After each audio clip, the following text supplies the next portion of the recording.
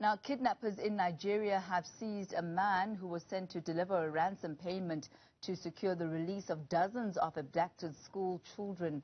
Now, ransoms are frequently paid, but this is a rare case where the person carrying the cash has now been taken.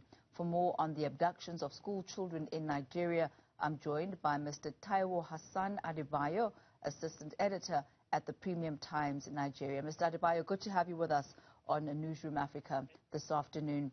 If you could give us a bit of an idea as to what are the numbers of kidnappings that we are talking about in Nigeria as we stand. Yeah, thank you very much for having me. Kidnapping in Nigeria is not happening on what we now call in the country on industrial scale level.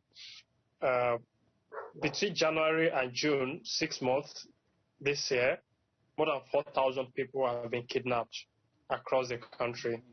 And these statistics are just those of reported cases, those reported to the police, those reported by newspapers in the country. So, of course, it could be worse than that. But what we have to know is that Nigeria has a history of kidnapping. When you recall the Niger Delta crisis, where militants were kidnapping for ransom. But then that was a targeted case, militants kidnapping oil workers for ransom. But what you have now in Nigeria is happening indiscriminately. Highways are becoming hunting ground for kidnappers. Villages are being invaded. The so-called bandits, they will pick valued members of the community. They ask others to go and sell their belongings to raise the money for ransom. But what you have now is that commonly these bandits are invading schools and conducting mass abduction of boys and girls and then forcing their parents to go raise money for ransom. That's a serious implication for the country. So is the raising of money for ransom the key reason behind these kidnappings, or are there other dynamics at play here?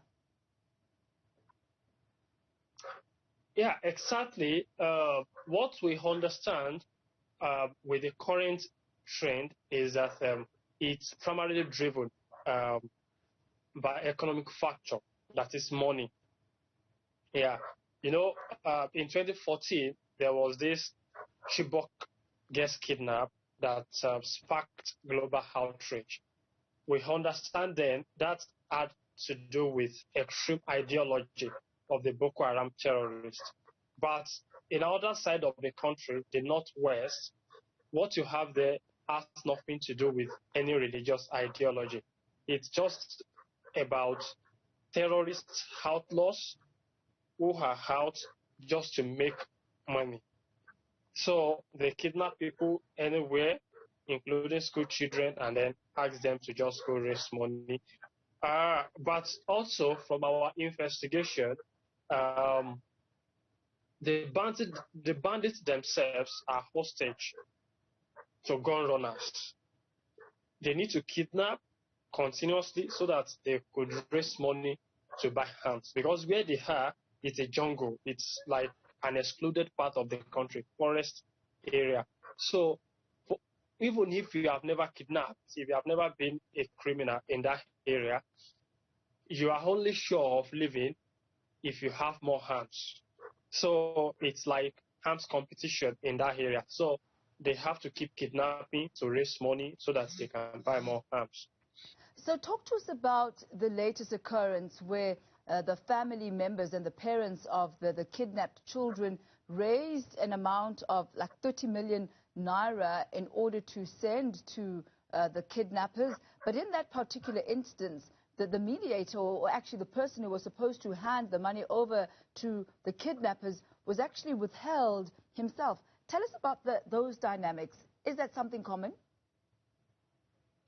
Yeah, that's not new. It's not new that ransom bearers are themselves abducted or held back by the bandits. What we understand again is that it's one of the ways by which the bandits try to force an acceleration of ransom process, or to ensure that relatives, communities do more to raise the kind of money, the level of money they want. So that is one way. Holding a ransom bearer is one way. Another thing they have done to accelerate process of ransom payment is that when they kidnap maybe 20 persons, for instance, they could kill 2 or 3 among them, just to instill fear and show that, oh, we are not playing. We are ready to kill all these persons if you do not quicken the process of payment.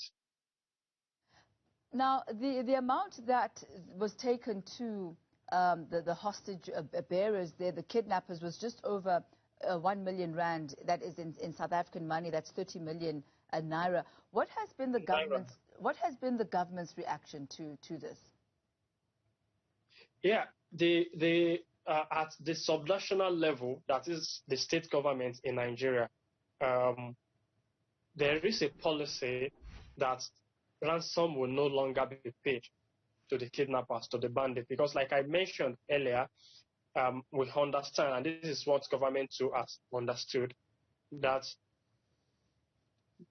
the more people pay ransom, the more government pay ransom, the more sophisticated militarily the bandits become, because they need this money primarily to buy arms, like I mentioned earlier. So government has an official policy not to negotiate, not to pay ransom to the bandits. But then again, when you have a family member, a son, a daughter, a cousin, an uncle, a dad who is being kidnapped, regardless of the policy of the government, you want to ensure that your own valued family member is released. So that's where we have why the government says no, we are not paying ransom, and the government discourages people from paying ransom. But then it's not easy to ask community members not to raise money to save their own children from kidnappers. It is just like the government has abandoned the people to deal with this crisis themselves, and that reveals another thing about government removal from communities in Nigeria. And who is behind these kidnappings? Is it still Boko Haram? No. This is not Boko Haram issue. Boko Haram is active in the northeast part of the country. That's the Lake Chad Basin area. Where this crisis is happening is in the northwest, and it extends to the north central part, which is Niger State. It's just an offshoot of Nigeria's notorious farmer herders crisis. Some of the herdsmen, they have gone rogue, poor economy, nothing to do, no opportunity, in an area that is excluded. So they just took to this criminal way of kidnapping people for ransom. It's actually started with stealing cows. Then they thought that, why do we have to steal a cow when we can actually pick the owner of the cow and ask his family members to go and sell all the cows and bring money to them. Then they started besieging to the highways, kidnapping people on the highway. So it's not Boko Haram crisis. It's another thing entirely. So what are the security measures that government has tried to put in place in order to try and prevent the spate of kidnappings? Because from the sound of it, they are quite common. Oh, okay. Yeah, now Nigeria is fighting 2 outright wars. One against the Boko Haram and another one in the northwest. There are at least 2 combined military operations ongoing in the northwest, where these kidnappings are most significant, including area bombings. The ground forces are also there. But the results are not so effective, in terms of stopping these guys from delivering sources on their plans to kidnap, to kill people. They are being bombed, but it's not enough. You mentioned that this is definitely not Boko Haram. Are we talking here about kidnapping syndicates in the same way that one would have drug syndicates and human trafficking and human trafficking syndicates? Are those the type of structures that we are talking about? Absolutely. It's an organized crime syndicate, and it's becoming a kind of industry with linked roles. People have roles within the structure, within the system. The informants, people who pick intelligence, because the kidnappers are just some rural boys. There are people who essentially dwell in the forest, abandoned forests in the northwest part of the country. So they have informants, they have people who go to the markets to buy the foodstuff they need to feed their hostages and all that. So it's a business. There's a victim who escaped and who told us, the journalist, that he was asked to go resign from government work and come and start a business. When he asked them, what business are you talking about? They said, kidnapping business. Just buy us guns. 50% of the ransom would go for you as the person that owns guns. So I imagine that people are getting involved in this.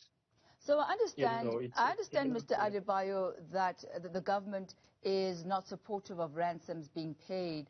But what role do authorities play in this entire process, from intelligence operations to negotiations? Say that again, please. Say that again, please. Yes, I understand that government is not supportive of any ransoms being paid. But what role do they play as far as perhaps the gathering of intelligence, or even helping families and helping community members try and retrieve their loved ones? Do they play any role at all? Yes, definitely. They try to respond militarily, pursue kidnappers where they are able. But in most cases, especially where you have mass abductions, the kidnappers are really challenged. They have really been resisted. And people are wondering that even if you cannot engage the kidnappers because they hold innocent people who they are using as shield, when people go there to deliver the ransom and get their children back, why did you not engage them to kill them and also to retrieve people's money? None of that has ever happened. So it's something also about the capacity of the Nigerian state to tackle this crime. Yeah, of course, the government, the military, they are bombing them, they are conducting area bombings. In some cases, they resist the kidnappers, they repel attacks. But these successes are low compared to the failures, of the government in stopping these crimes. Mr. Adebayo, we thank you so much for the insight that you've given to us from the ground in Nigeria. We thank you for your time. That's Mr. Taiwo Hassan Adebayo. He is Assistant Manager at Premium Times, Nigeria.